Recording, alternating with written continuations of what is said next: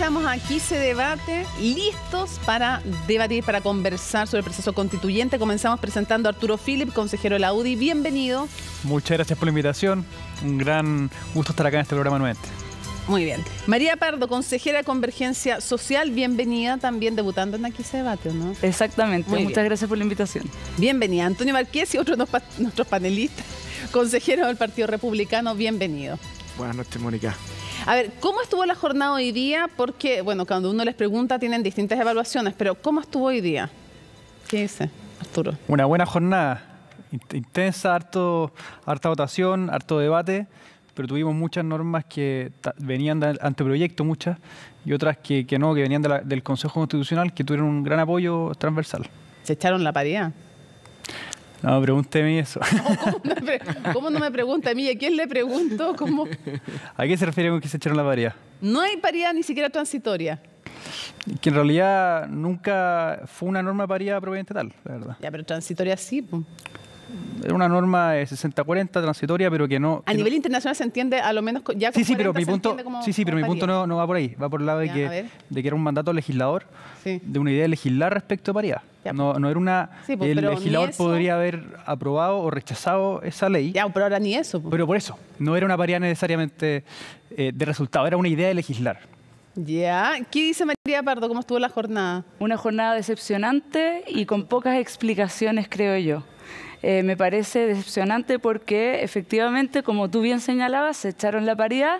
Era un avance pequeño porque efectivamente iba una transitoria y no era para tantas elecciones, sino para un par de elecciones a futuro. Pero desde luego que era un avance importante que a nosotros nos deja muy decepcionadas y decepcionados.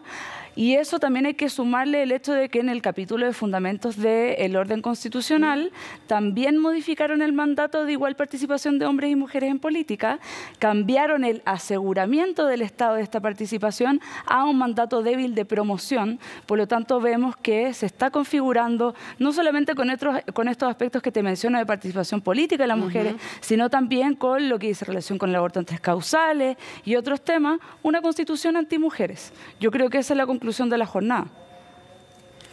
¿Qué dice Marquesi? Mónica, creo que tuvimos un gran día lleno de buenas noticias para los chilenos. Creo que estamos avanzando en la dirección correcta, en la dirección de responder a las expectativas de la ciudadanía. Hoy día, 2 buenas noticias. La primera, estamos avanzando en reducir el tamaño de la Cámara de Diputados. La primera. Y la segunda, cuestión que se ha dicho poco.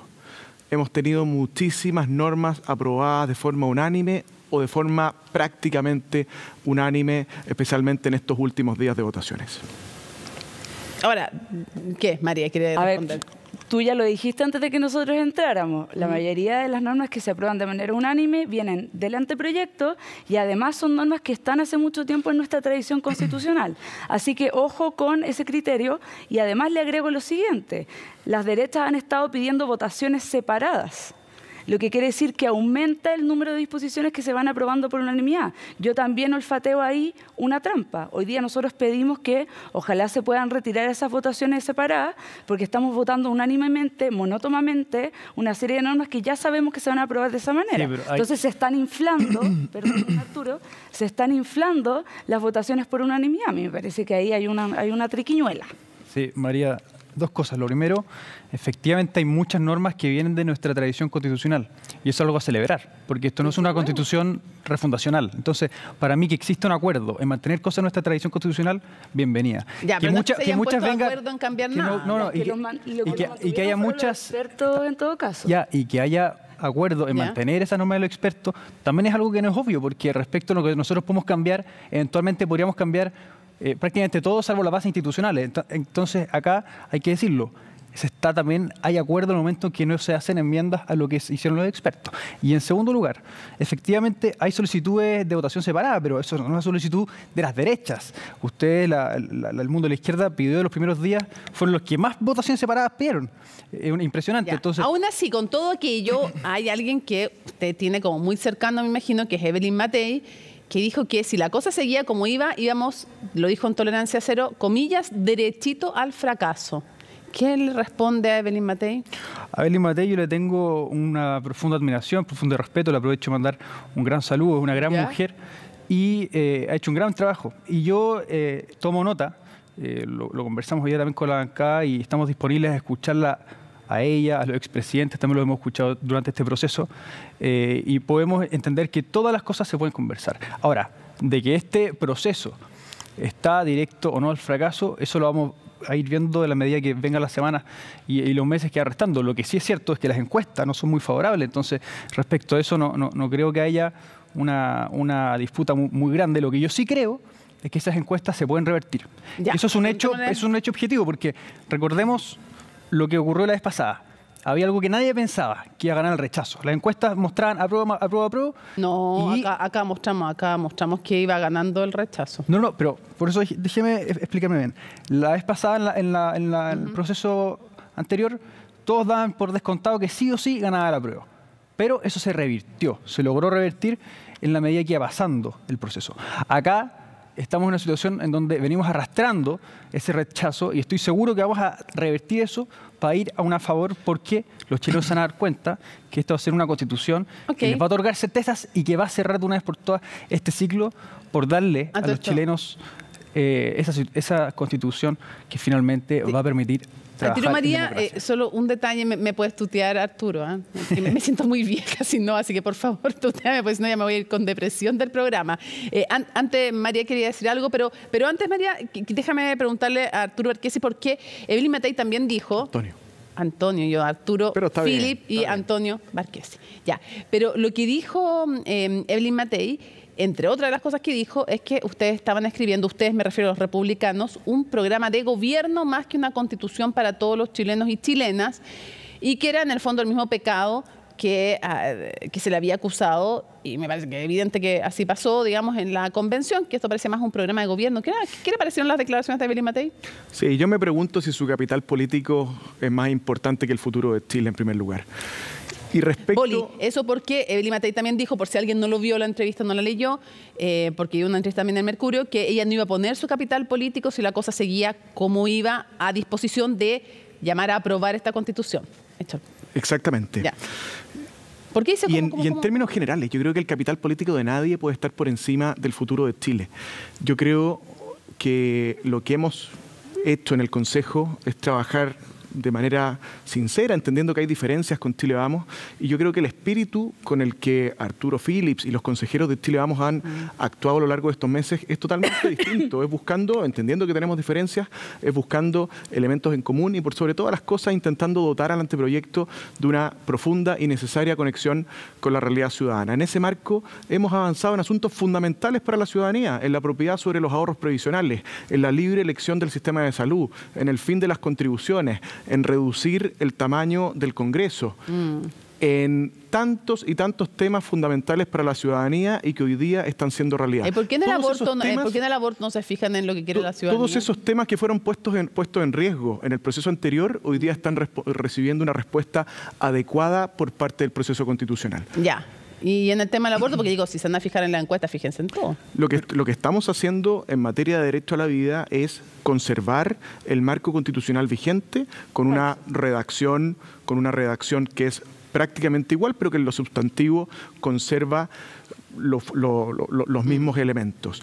Con un piso civilizatorio fundamental. Déjame cerrar la idea. Como decía Carlos Peña el domingo en el Mercurio, incorporando, más allá de la posición que cada uno tenga respecto a este tema, incorporando un piso civilizatorio mínimo, que es reconocer que en el vientre materno hay un quién. Y eso es fundamental, más allá de la posición que cada uno tenga en materia ya. Nos vamos a meter el tema del aborto, pero María quería hacer unos puntos. Sí, es que de hecho a propósito de lo mismo, porque acá Arturo dice que las personas se van a dar cuenta que esta Constitución les estaría entregando certezas, pero no les da certezas precisamente a las mujeres y a las niñas, que constituyen un 50,7% de la población. Sabemos que el 80% de la población en Chile está a favor del aborto en 3 causales, al menos en 3 causales. Y acá Antonio Barquesi dice, cito textual, en todo lugar y en todo momento buscaremos la manera de derogar el aborto. Entonces, permítanme cuestionar sus buenas intenciones cuando cambian la fórmula textual de la Constitución del 80. Efectivamente, no cambia mucho, pero esa palabra es fundamental. Expliquemos a la gente que no está viendo que la Constitución actual dice que la ley protege la vida del que está por nacer, y ahora se propone la ley protege la vida de quien está por nacer. Y eso abre la vía interpretativa para que, si se aprueba esta Constitución, retrocedamos en los derechos de niñas y mujeres. Eso no es recordemos, déjame terminar por favor, Antonio, recordemos que hoy día las personas que más hacen uso de la causal de aborto por violación son niñas de 13 años. Entonces, yo me pregunto, ¿a quiénes quieren empoderar las derechas? ¿Quieren empoderar a las personas? ¿Quieren empoderar a las niñas? ¿Quieren empoderar a las mujeres? ¿O quieren empoderar a los mismos de siempre? A ver, aclaremos una cosa, que sería bueno como despejar para ir hablando de este tema, porque hay distintas interpretaciones entre los constitucionalistas. Pero lo primero, ¿puedo agregar algo? Es que si se hubiera querido mantener el estado actual de la cuestión, que es al menos el aborto en 3 causales, si se hubiera querido darnos a las mujeres y a las niñas esa certeza, era tan simple como mantener la fórmula textual como está en la Constitución del 80. Ya. Pero no se quiso hacer eso. Pregunta. Con este cambio, desde el que está por nacer a quién está por nacer, ¿sería inconstitucional la ley de aborto 3 causales? En ningún caso. En ningún caso por varios motivos. Primero, hay cosas juzgadas respecto de la actual ley de aborto. Ya, porque Silva dijo que podían volver a ir al Tribunal Constitucional. En segundo lugar, ¿ya? El ámbito de protección es de rango legal. La ley es la ley a quien se encomienda la protección de la vida del que está por nacer. Y por lo tanto, eso admite, como lo interpretó el Tribunal Constitucional cuando dio luz verde a la ley de aborto, en 3 causales, admite que en el entendido de una protección general puede haber excepciones. Y esas excepciones son las que considera la legislación de aborto. Entonces, primera pregunta. A su juicio, ¿este cambio no declararía inconstitucional la ley de aborto 3 causales? En ningún caso. Ya, ok. ¿Por qué se lo pregunto? Porque escuchaba atentamente al consejero Silva, que decía lo siguiente, decía, no haría ningún efecto distinto del que hace actualmente la Constitución. Y dice que además se podría ir en algún momento de nuevo a discutir el tema, incluso con la actual Constitución. Yo creo, Mónica, que... Entonces, mi pregunta es si realmente no hay ningún cambio o... Al movimiento pro vida en Estados Unidos le tomó 40 años derogar la sentencia de la Corte Suprema Roe versus Wade que dio luz verde al aborto libre en todo el país. Fueron 40 años de una transformación cultural y creo que eso tenemos que tenerlo muy claro. Los republicanos hemos tenido siempre, lo hemos dicho abiertamente, siempre y en todo lugar, cuál es nuestra posición respecto del aborto. Y esa posición sigue siendo la misma, pero entendemos que para lograr transformaciones en ese sentido, tenemos primero que lograr transformaciones culturales que son profundas y finalmente esto va a ser una cuestión que en algún momento eventualmente podremos discutir en el Congreso. Ya, pero dice, afirma aquí, esto lo vamos a dejar grabado, hiper así enmarcado, esto que no transforma en inconstitucional, porque es distinto lo que ha expresado con más matices el consejero Silva. Pero ya, ok, no declararía desde la perspectiva... Otra perspectiva tiene María, el aborto en 3 causales. Pregunta, no sé si coincide o no, no sé si coincides o no con aquello. Y lo segundo, ¿este cambio cierra la puerta al aborto sin causales, al aborto libre? Mira, aquí hay unas cosas que hay que decir. Lo primero es que si se hubiese querido derogar la ley de aborto en 3 causales, se hubiese dicho explícitamente. Se deroga la ley de aborto en 3 causales. Eso no se hizo, porque no creemos que vía constitucional se deba hacer aquello, aun cuando tengamos la mayoría. A diferencia de la izquierda, que cuando tuvo la mayoría, dejó un aborto totalmente libre, sin limitación, diciendo que simplemente regulará al legislador, sin decir limitará al legislador. Eso fue lo que pasó en la convención. Abrir derechamente el aborto hasta los 9 meses. Acá no se está haciendo eso. Acá no se está diciendo se derogar el aborto en 3 causales. Lo único que se está haciendo es... Pero ¿me puedes explicar lo que te digo yo? El aborto libre queda prohibido constitucionalmente libre. Lo que acá hay es una protección de la vida de quien está por nacer. Entonces, evidentemente, que acá se protege la vida de quien está por nacer. ¿Cuándo empieza la vida, Arturo? La vida parte desde la concepción. Ya, o sea, pero desde que se junta el óvulo con el espermio y parte la vida. Desde la concepción parte la vida, sí. Y la fertilización in vitro. Pero, Mónica, ¿debe estar prohibida o no? Pero, Mónica, es otro debate que no es constitucional. Sí, lo que yo digo es que la vida comienza desde la concepción. Y hoy en Chile tenemos una regulación que permite que posterior a eso se pueda terminar con la vida de una persona. Eso hoy en día es ley. Y eso hoy en día no se toca, porque eso es la ley de aborto en 3 causales. A nivel constitucional, nosotros podríamos terminar con eso porque tenemos las mayorías, pero no lo vamos a hacer, porque no vamos a hacer uso de esas mayorías imponiendo, como sí lo hizo la izquierda cuando tuvo esas mayorías. Ya, no, entonces, a tu juicio, no estaría en riesgo ni la píldora del día después, ni la fertilización asistida. Nada de eso estaría en riesgo, Mónica, con lo que se está aprobando de esta Constitución. María. Lo que hay es un perfeccionamiento de lo que es la actual Constitución, porque la Constitución, y con esto termino, dice la ley protege la vida del que está por nacer. Y cuando los expertos sacaron eso, dejaron sin ninguna protección de la vida de que está por nacer, nadie dijo nada.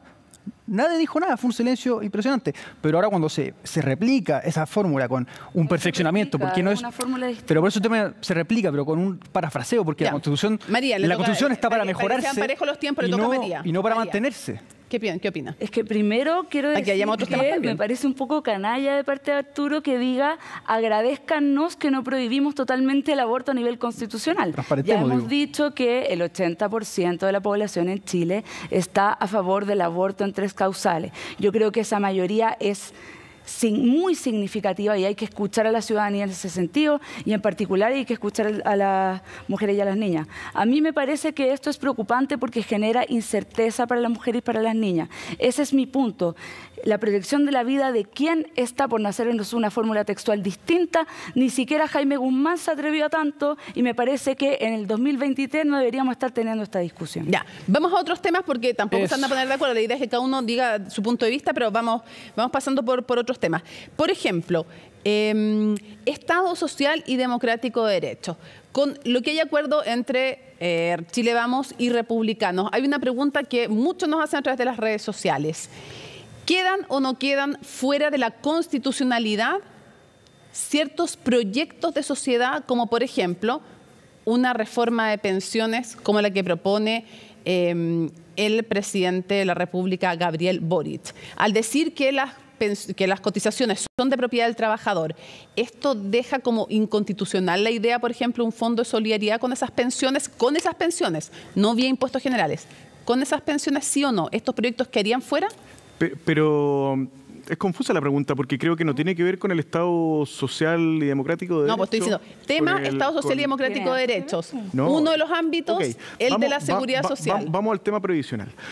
¿Quién fueron esos proyectos?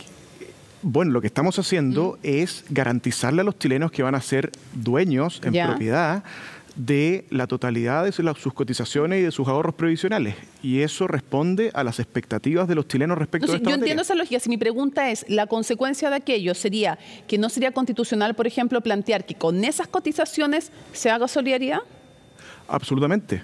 Absolutamente. Estamos garantizándolo a los chilenos que van a ser dueños del 100% de sus ahorros previsionales y eso no tiene nada que ver con el componente pilar solidario que funciona con impuestos generales. No, sí, por eso yo preguntaba, no vía impuestos generales. Pero entonces, Arturo, ¿sería inconstitucional una norma incluso o una propuesta de reforma como la que presentó en su momento Michelle Bachelet o Sebastián Piñera? O sea, lo que ustedes se supone que apoyan, pero no sería constitucional.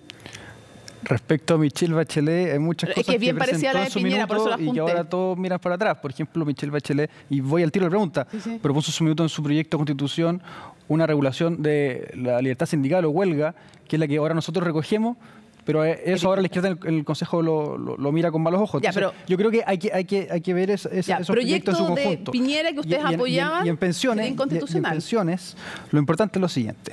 Es que efectivamente tenemos un sistema mixto y ese sistema mixto lo importante es que existan mejores pensiones y buenas pensiones. Eso se puede lograr con impuestos generales y las cotizaciones del trabajador son de su propiedad y eso es importante porque tenemos que tener un incentivo para que las personas tengan contrato de trabajo y que no se le cargue la mano a las personas con contrato. Que no se lo pregunto al consejero del Partido Republicano es por qué algo que ustedes apoyaban en el pasado hoy día quieren que sea inconstitucional como el proyecto de Sebastián Piñera. Yo lo que siempre he apoyado abiertamente es que las personas sean dueñas de sus ahorros previsionales. Nunca he tenido una doble postura en esa materia. ¿No estás de acuerdo y de con hecho, lo que no solamente, y no se trata de lo que digo yo, es lo que dice la ciudadanía. En la propuesta popular de norma de la convención pasada, la propuesta con más apoyos ciudadanos por lejos fue esta, que garantizaba propiedad sobre los ahorros de los trabajadores. Y ahora, en este proceso, la segunda propuesta con más apoyos fue esta, que los trabajadores fueran dueños de sus ahorros previsionales. Y de toda justicia, porque es el esfuerzo. Igual me chuteaste el córner lo de Piñera. No, pero porque esto es muy importante, porque nosotros tenemos que saber hacernos cargo de las demandas ciudadanas. Si no es un tema simplemente para mirar. Y porque uno dice, oye, pero esto es un temor de que los fondos de pensiones sean expropiar, infundado. No es infundado. Hace un par de años, la Democracia Cristiana, su senadora Yana Proboste, que no es el ala más de izquierda, presentó un proyecto de ley para nacionalizar los fondos de pensiones. En otros países como en Argentina ha ocurrido, donde el país se hace dueño de los fondos que son el fruto del trabajo del trabajador. Eso es un temor que existe y real y hay que hacerse cargo de eso. María, se están haciendo cargo de lo que la gente respalda, porque así como tú, lo mismo que te preguntaba antes a ellos por el aborto, te pregunto aquí. Aquí la gente respalda que sea de propiedad de los trabajadores los fondos. Es que, ¿sabes qué, Mónica? Yo creo que la pregunta más importante que hay que hacerse en materia de pensiones es una que va antes. ¿Cómo mejoramos las pensiones de las personas? Hoy día los hombres se jubilan en promedio con 480.000 pesos, las mujeres con 303.000 pesos. Eso no alcanza para nada, sobre todo para las mujeres.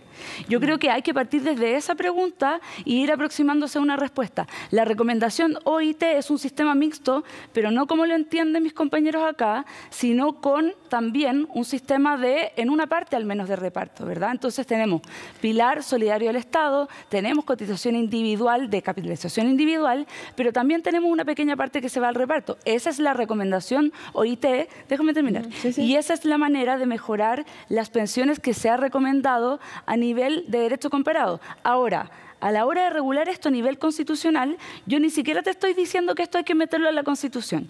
Lo que yo propongo y lo que nosotros hemos propuesto como bloque de unidad es decir, establezcamos algunos principios básicos que tienen que cumplir las pensiones de las personas. Igualdad, suficiencia de la pensión, etcétera, para que luego podamos tener esta discusión a nivel legal. ¿Por qué?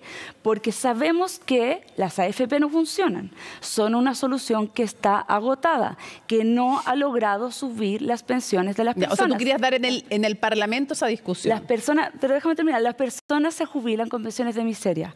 Sabemos que eso es así. Entonces mi pregunta es, ¿por qué queremos constitucionalizar una solución que no funciona? Yo hubiera preferido una fórmula más habilitante, una fórmula que estableciera más o menos cómo tienen que ser estas pensiones, qué principios se tienen que cumplir, pero no que me diga la fórmula exacta, y eso es lo que hace la propuesta aprobada por el Consejo hasta ahora. Vamos a otro Mónica, tema. Sí, por favor. Antes de cambiar de tema, por supuesto que hay que encontrar mecanismos para mejorar las pensiones. Y para lograrlo hay que hacer una serie de ajustes legislativos que tienen que ver con qué hacemos con las lagunas, qué hacemos con la informalidad, cómo mejoramos el dinamismo económico para lograr mejores remuneraciones. ¿Qué hacemos con la edad de jubilación? ¿Qué hacemos con el porcentaje de cotización? Y tantas medidas que hay que adoptar para mejorar las pensiones de los chilenos. Pero la medida más importante y la primera es asegurarnos de que nadie le pegue el manotazo a los ahorros previsionales de los chilenos. Ocurrió en Argentina, ocurrió en Bolivia y ocurrió en Perú. No estamos libres del populismo con los ahorros previsionales. No estamos libres de que un gobierno como los de los países vecinos tomen esos ahorros para hacer, vaya a saber uno qué cosa. Necesitamos garantizarle a los chilenos que van a ser dueños de sus ahorros previsionales y esa norma la aprobamos en el proceso constitucional. Y qué bueno que tocó el tema de las remuneraciones. Efectivamente, una de las maneras de subir las pensiones tiene que ver con subir las remuneraciones. Sabemos que son las mujeres las que se jubilan con pensiones más miserables porque reciben menor menos remuneraciones y tienen más lagunas, y fueron precisamente las derechas las que cercenaron la disposición del anteproyecto de nueva Constitución que establecía la igualdad de remuneraciones, sobre todo entre hombres y mujeres. Así que ojalá que pudieran ponerse de acuerdo en cuanto a aquello. Eso no es efectivo, esa norma se aprobó y se aprobó en un ámbito de razonabilidad, porque no es lo mismo un vendedor de Cencosud que un vendedor de un almacén. Se aprobó la igualdad de remuneraciones entre hombres y mujeres dentro de la misma empresa, que nos parece que es la norma razonable. Entre hombres y mujeres supera el 20%. Los hombres ganan en promedio un 20% más que las mujeres. Y por eso que a ustedes no les interesa que eso siga siendo. María, la pregunta es ¿quién votó a favor de una norma que se incorpora respecto a la Constitución actual de igualdad salarial entre hombres y mujeres? ¿Quién votó a favor? ¿Nosotros o ustedes? Esa no es la pregunta. Nosotros. Bueno, es esa es la pregunta. Es una gran pregunta. Porque lo que pasa es que nosotros no nos podemos... Lo que pasa es que nosotros tenemos que entender cuáles son las innovaciones, las grandes innovaciones que estamos teniendo en este nuevo proyecto de Constitución respecto a nuestra Constitución actual. Nosotros nos atrevimos a dar un paso y decir, tengamos una igualdad entre hombres y mujeres en esta materia, y ustedes no quisieron aprobar esa norma. Esa es la realidad. Claro, no tenía todos los detalles que ustedes quisieran, pero acá tenemos que entender que tenemos que llegar a un punto común y una redacción que concite acuerdos. Esto no se trata de que se escriba el texto con la pluma que ustedes quieran. Que nosotros queríamos. Esta era la propuesta del anteproyecto que fue elaborado por expertos de derecha y déjame terminar, por favor, Antonio, de derecha y de izquierda, en particular en un gran abrazo entre la izquierda, la centroizquierda y Chile Vamos. Y después Chile Vamos se da vuelta a la chaqueta y parece que ya no le gusta mucho el anteproyecto. Sí, igual ahí entonces, no puede mirar republicano porque eso se pusieron de acuerdo. El problema es que fue un acuerdo entre políticos y no un acuerdo con la ciudadanía, que es la parte más importante y que es el mandato del Consejo Constitucional. Sí, Antonio, pero tiene razón María en el sentido que Chile Vamos tampoco puede hacer como que no tuvo nada que ver con esa norma. Pero bueno, Chile Vamos hizo lo que pudo con una proporción de votos distinta a la que existe hoy día. Ya, pero vamos a otro tema porque se nos va a acabar. Las constituciones, a la gente le importa instalar, es que acá se están instalando cosas que no pueden ocurrir. Porque acá lo que hay que entender que esto es una constitución para todos los chilenos y también y sobre todo para las mujeres. Y acá lo que está habiendo es una norma. Es una norma para que exista igualdad entre hombres y mujeres. Es una innovación con una redacción que concita acuerdos y María no la quiso apoyar. Ella está a su derecho de hacerlo. En representación política lo que pasa, Mónica, es que tenemos que ver esto respecto de lo que tenemos en nuestra Constitución actual. Me parece muy audaz que digas eso el mismo día en que votaste en contra de la paridad. Yo voté a favor. Ah, ¿verdad?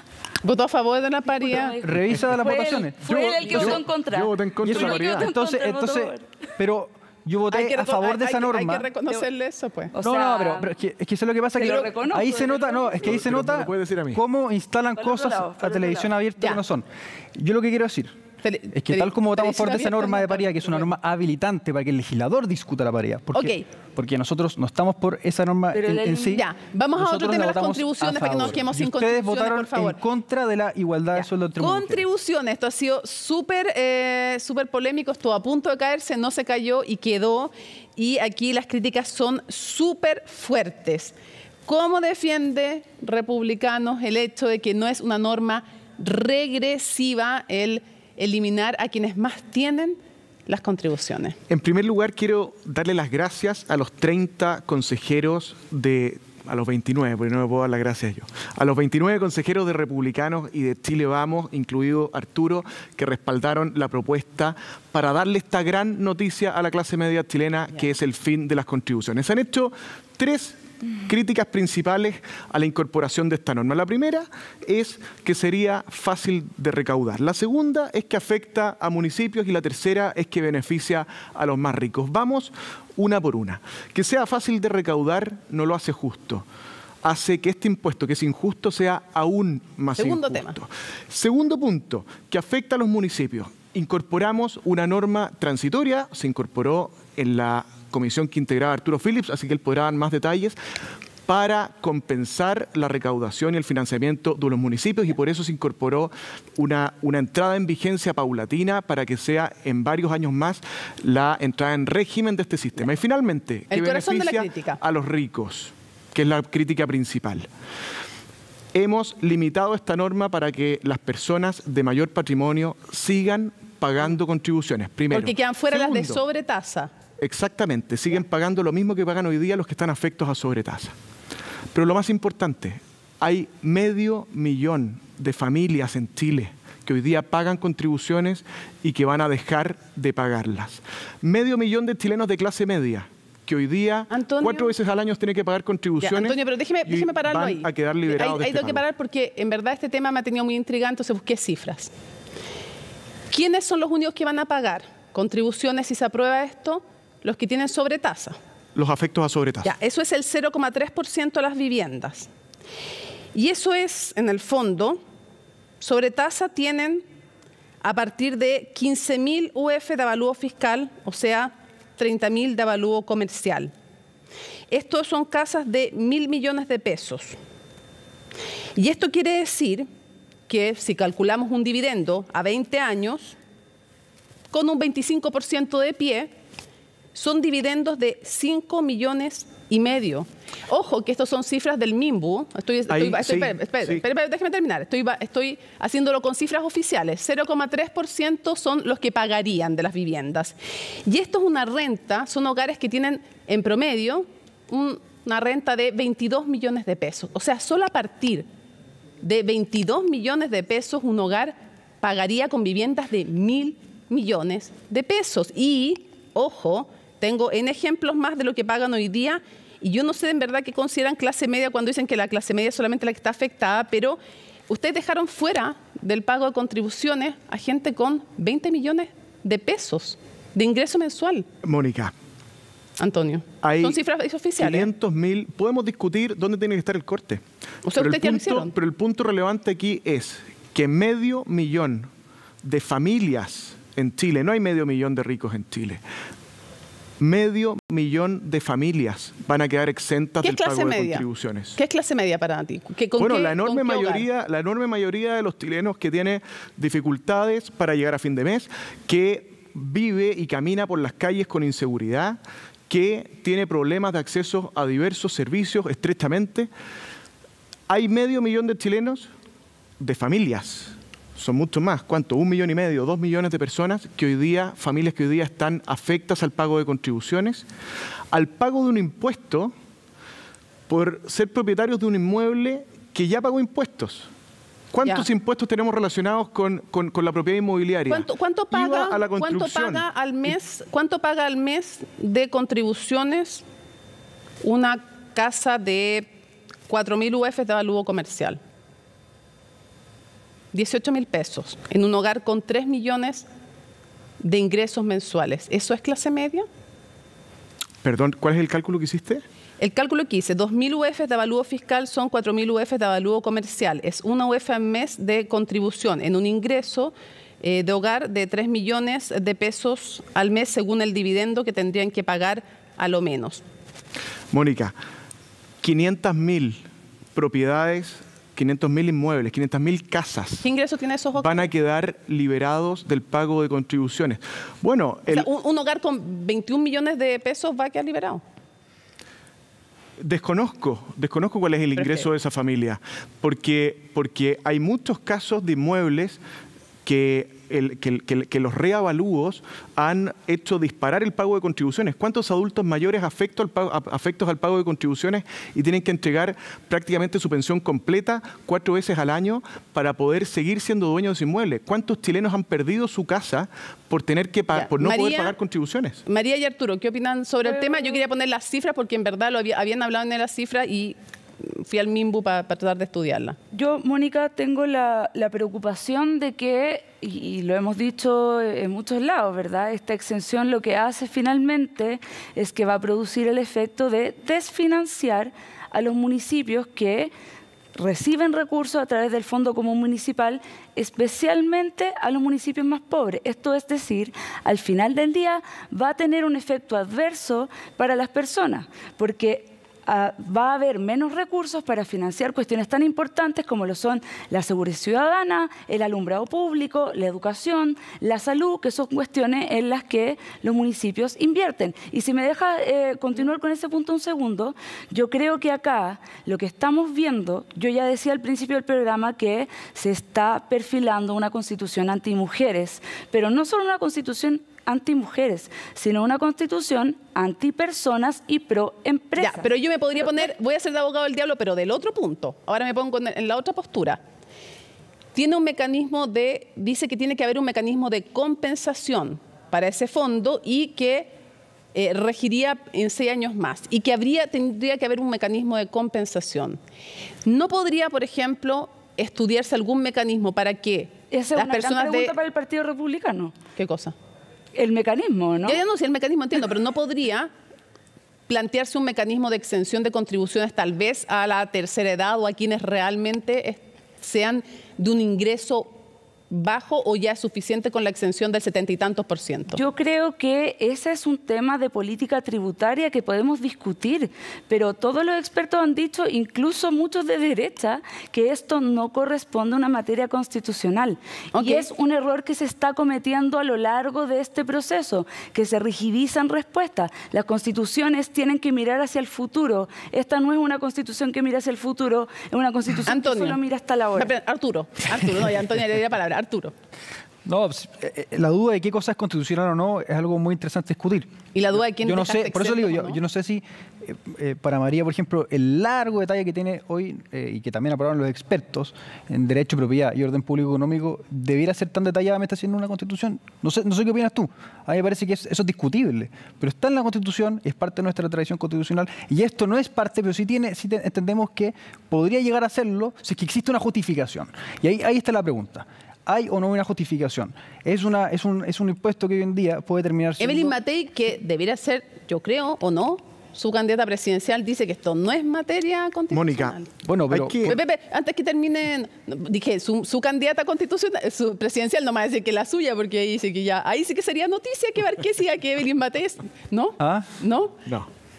Y si van a primaria, bueno, no me voy a meter en eso, pero casi. Ya, casi lo dijo, pero ahí, ella dice que no es materia de constitución, porque además que pero van a Evelyn financiar. Matei también reconoció, y lo dijo en un programa de televisión el fin de semana, de que ella no es experta constitucionalista y está abierta también a ser convencida. Ella también dijo que, y es justo decirlo, que esta norma tiene una norma transitoria que le pone se hace cargo de las críticas que se le han hecho. Ya lo dijo Antonio, ¿para qué voy a profundizar? Pero las personas con más alto patrimonio en Chile van a seguir con más.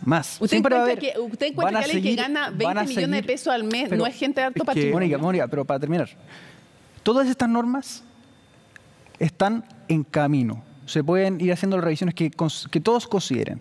En su minuto, la norma venía absoluta. Era sin ninguna norma transitoria.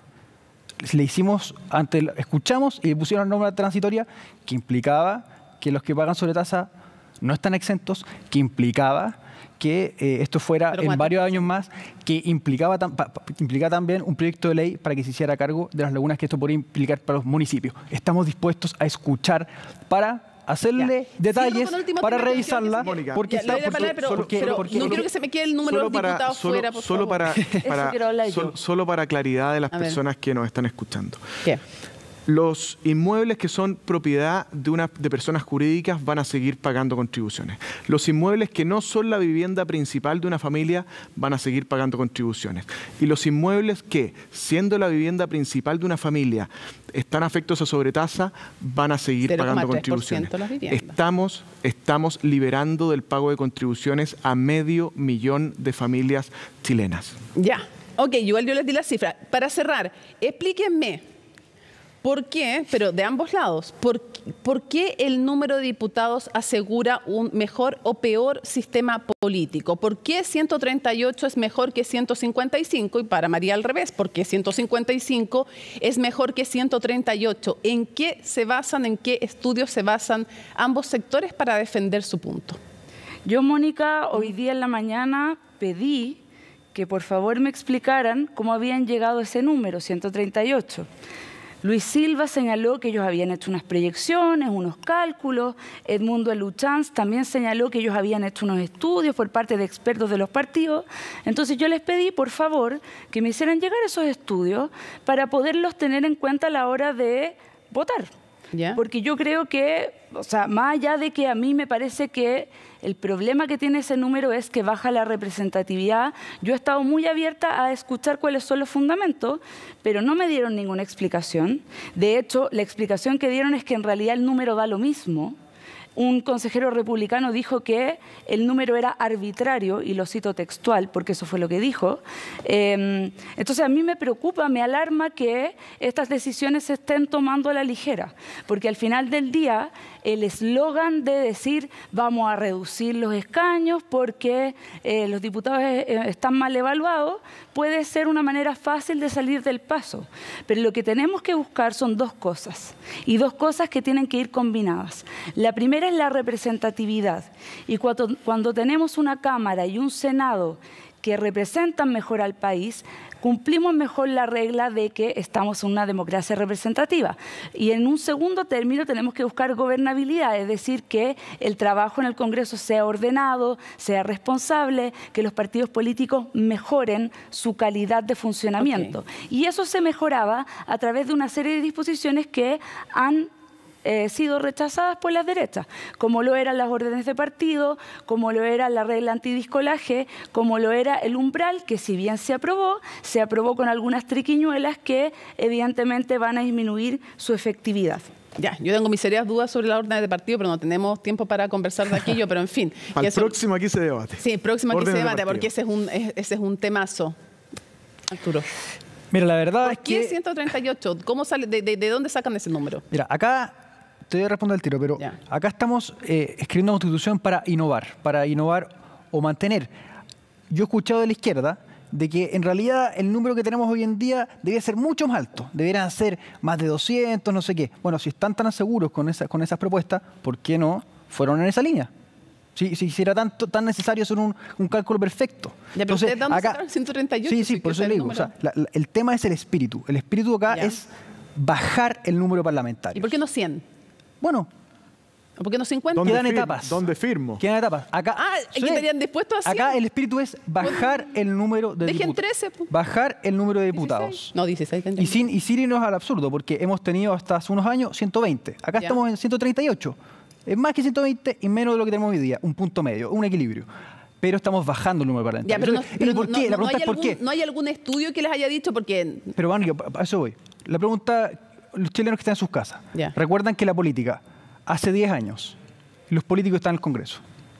¿Estaban más de acuerdo o menos de acuerdo? ¿Estaban haciendo mejor su trabajo o peor su trabajo? No sé si esta es la razón, pero por lo menos esto puede ser una parte más de la receta de por qué los políticos no están llegando a acuerdo. Hay mucho político en el Congreso, Nacional, en el fondo, y nosotros estamos dando una señal. Estamos dando una señal. Uno, de reducción, y dos, también una señal simbólica, también desde un punto de vista de recursos públicos, porque nosotros una señal de austeridad. De austeridad, de recursos públicos, porque entendemos que en momentos en donde el país atraviesa crisis, también es importante que nos atraviese. Sí, Mónica. Ya, pero Antonio, después te dejamos, porque fuiste interpelada, después te dejamos y para terminar, esto no es una ciencia exacta.